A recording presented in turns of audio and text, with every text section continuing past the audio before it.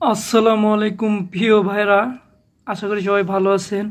আপনাদের আমি আজকে আমাদের ব্যাচেলার জীবনে একটু রান্না দেখাতে চাচ্ছিলাম। আজকে সর্বপ্রথমে যেটা দেখাবো সেটা হচ্ছে, আপনারা দেখতে পাচ্ছেন এটা কিন্তু গরুর মাংস। এখন বিষয়টা হচ্ছে এর ভিতরে কি কি দিয়ে রান্না হয়েছে।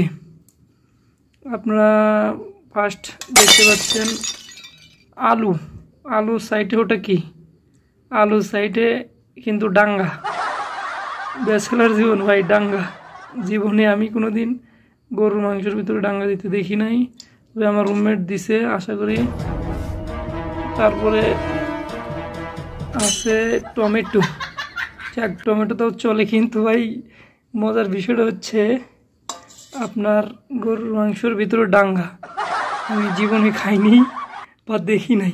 যাই হোক, ব্যাচেলার জীবনে ভাই এই সব হয়েই থাকে। ভিডিওটি দেখার জন্য ধন্যবাদ সবাইকে। আসসালামু আলাইকুম।